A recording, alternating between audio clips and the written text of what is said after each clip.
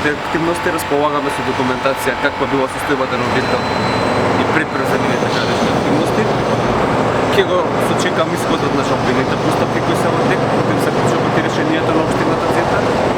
Доколку се утврди неправилности во постапувањето на општината Центар при носење на овие подвижни правњакви, инвеститорите ќе се поднесат соодветна тужба против општината Центар за надомесна штета што им е предизвикана поради констатираното незаконско постапување доколку биде таква постапка, односно исходот на жалбената постапка. Каде се води оваа жалбена постапка и кој ќе треба да одлучува дали инспекторите постапувале правилно или не?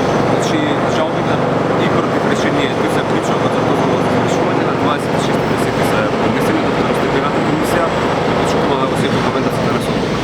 Така, зошто одлучивте да пристапите сега до оноривање, а не почекате да се заврши жалбата? Тоа не може да Дали тоа значи дека пристапи тоа е општина одлука на Центар? инвеститорите, не можеме да слушаме. Само да ве прашам, дали е казната голема? Колку треба да платите за евентуално оноривање ако пристапи во тоа општина Центар? Значи, уште не е завршен исходот за жалбената. Ама вие постапувате пред да заврши, што е причината? Одлуката на инвеститорите е така. Одговорно ова прашање не може. Само иницијативна одлука. Значи, одлуката на инвеститорите како што ја напомена. Додека трае? Они сметаат дека се жртви на постапувањето од општина Центар, така да тоа е нивната проценка за ваквото постапување. Додека трае Нека да се дадат поголеми диминзии на оваа постапка, тоа што се кажа. Да, жалбената постапка трае, но во меѓувреме поднесува и кривична инвеститорите кривична пријава. Односно првен да. Најпрво тие поднесува кривична пријава, па потоа жалбена. Зошто? Сметаат дека законот прости не предвиди инспектор дека постапува според на законот за градење, законот за општина постапка, законот за инспекцијски надзор, остава да се одлучи станови институциите како Имаат инвеститорите дозвола за градење или за реновирање? Веќе излегува со прашање за градење општина. Значи има зошто би уривала кога? Не за реконструкција. Значи, проценката на инвеститорите е таква. Сега да не давам прашање што немам обвестување да ви одговорам.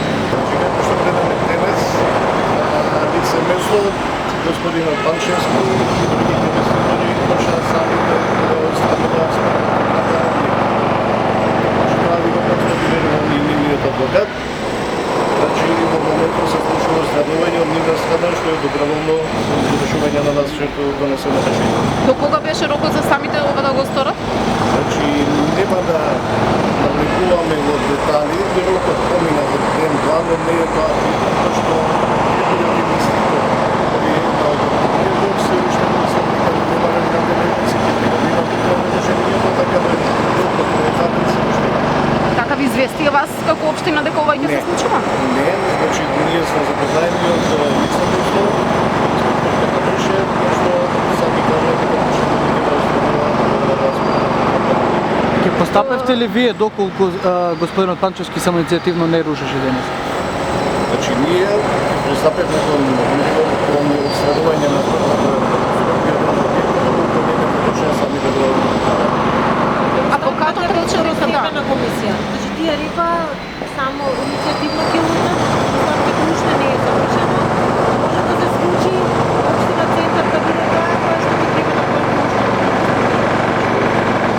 Нито инвеститора, од тоа што го наведува државната, нема да го прави ова што во моментот го прави, а државата не изекува.